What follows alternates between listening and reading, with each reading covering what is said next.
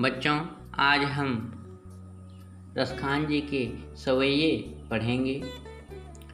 पहले रसखान जी के विषय में कुछ जान लेते हैं। रसखान जी श्री कृष्ण के अनन्य भक्त थे और वह पुनर्जन्म में विश्वास रखते थे।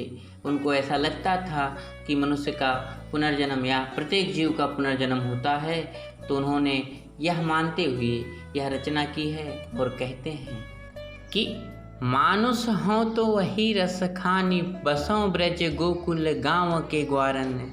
जो पशु हों तो कहा बस मेरो, चरों नित नंद की धेनु मझारन। पाहन हों तो वही गिरी को, जो धर्यो कर छत्र पुरंदर धारन। जो खग हों तो बसेरे करो, जो खग हों तो बसेरो करो, मिली कालिंदी कूल कदम्ब की डारन। अब हम देखते हैं, मानुष हों तो वही रस खानी, बसों ब्रज गोकुल गांव के ग्वारन। यहाँ पर रसखान जी कहते हैं कि हे प्रभु, मानुष हों तो वही रस खान, यदि अगले जन्म में मेरा जन्म मनुष्य रूप में हो तो मैं ब्रज के गोकुल गांव में ग्वालों के साथ रहने की इच्छा जाहिर करता हूँ। फिर से देख लेते हैं, मानुष हों तो वही रस खान, बसों ब्रज गोकुल गांव के ग्वारन। हे प्रभु, यदि अगले जन्म में, यदि पुनर्जन्म में मुझे मनुष्य का रूप मिलता है तो मैं ब्रज के गोकुल गांव में ग्वालों के साथ रहना चाहता हूँ। जो पशु हों तो कहा बस मेरो, चरों नित नंद की धेनु मझारन। और हे प्रभु, यदि मुझे पशु रूप में जन्म मिलता है तो, हे प्रभु, यदि मुझे पशु रूप में जन्म मिलता है तो मैं नंद के गायों के बीच रहना चाहता हूँ। पाहन हो तो वही गिरि को, जो धर्यो कर छत्र पुरंदर धारन। हे प्रभु, यदि मैं पत्थर बनूं तो मैं वह पत्थर बनना चाहता हूँ जिसे श्री कृष्ण ने इंद्र जी से गोकुल वासियों की रक्षा के लिए अपने उंगली पर उठाया था।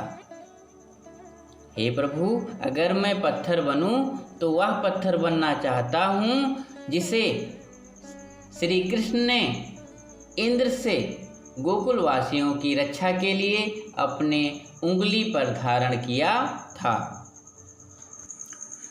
जो खग हों तो बसेरो करो, मिली कालिंदी कूल कदम्ब की डारन।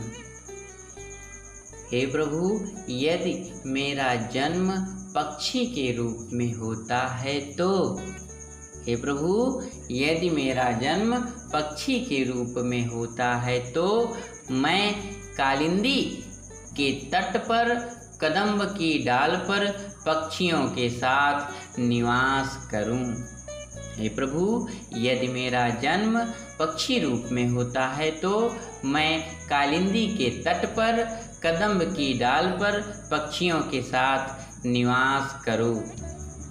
बच्चों, अब हम रसखान जी के सवैये के दूसरे भाग का प्रसंग यहाँ लिख दिए हैं, यहाँ से आप देख और पढ़ सकते हैं।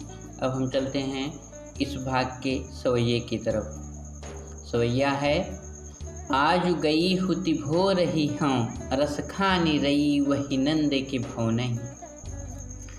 यहाँ पर एक गोपी दूसरी गोपी से कहती है कि हे सखी, एक गोपी दूसरी गोपी से कहती है कि हे सखी, आज गई हुति भो रही हूँ, रस खान रही वही नंद के भो नहीं।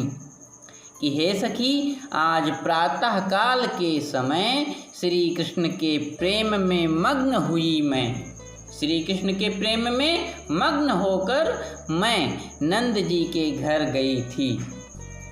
हे सखी, आज मैं प्रातः काल के समय ही श्री कृष्ण के प्रेम में मग्न होकर नंद जी के घर गई थी।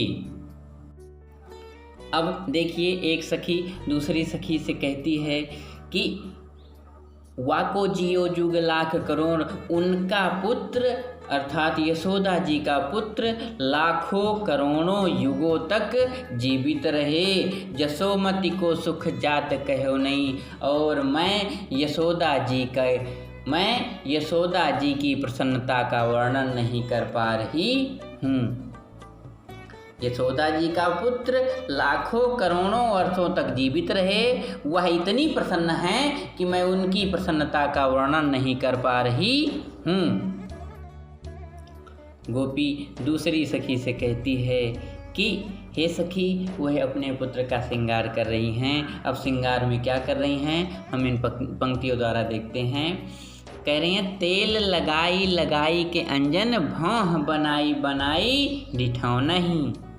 वह अपने पुत्र श्री कृष्ण के शरीर में तेल लगाकर आँखों में काजल लगा रही हैं। तेल लगाई लगाई के अंजन, अपने पुत्र के शरीर में तेल लगाकर आँखों में काजल लगा रही हैं। भौह बनाई बनाई डिठाओ नहीं। वे श्री कृष्ण के भौहों को सुंदर बनाकर उस पर काजल का टीका लगा रही थी। वह श्री कृष्ण के भौहों को सुंदर बनाकर उस पर काजल का टीका लगा रही थी। आप लोगों को तो मालूम होगा काजल का टीका क्यों लगाया जाता है, जिससे बच्चों को नज़र ना लगे। फिर दूसरी गोपी से कहती है कि डाली हमेल निहार निहारत वारत ज्यों चुचकारत छौ नहीं। यशोदा माता श्री कृष्ण के गले में हार को डालकर उसे प्रेम वश निहारती हुई उस पर अपना सर्वस्व न्यौछावर करती हुई उसे पुचकार रही थी। बच्चों, अब हम रसखान जी के सवैये के तीसरे भाग को पढ़ेंगे। यहाँ पर प्रसंग है, इसे देख लीजिएगा। अब हम देखते हैं सवैया। धूरी भरे अति शोभित श्यामज, तैसी बनी सिर सुंदर चोटी।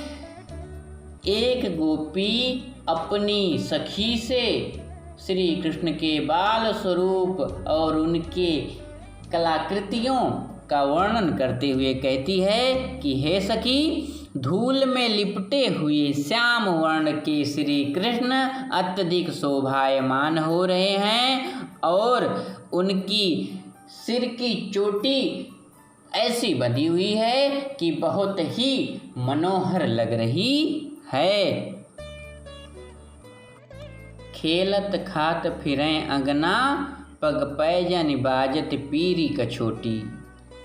गोपी कह रही है कि वह खेलते और खाते हुए अपने आंगन में विचरण कर रहे हैं। उनके पैरों की पायल बज रही है और वे पीले रंग की छोटी सी एक धोती पहने हुए हैं। पग पैजन बाजत, पैरों की पायल बज रही है, पीरी कछोटी, और वह एक छोटी सी पीले रंग की धोती पहने हुए हैं। काग के भाग बड़े सजनी, हरि हाथ सोलय गयो माखन रोटी। गोपिका दूसरी गोपिका से कहती है कि काग के भाग बड़े सजनी, हे सखी, उस कौवे के बहुत बड़े भाग्य हैं जो श्री कृष्ण के हाथ से माखन रोटी छीन ले गया। अर्थात कृष्ण की जूठी रोटी खाने का सौभाग्य जिसे प्राप्त हो गया वह धन्य है। आज के लिए इतना ही। धन्यवाद।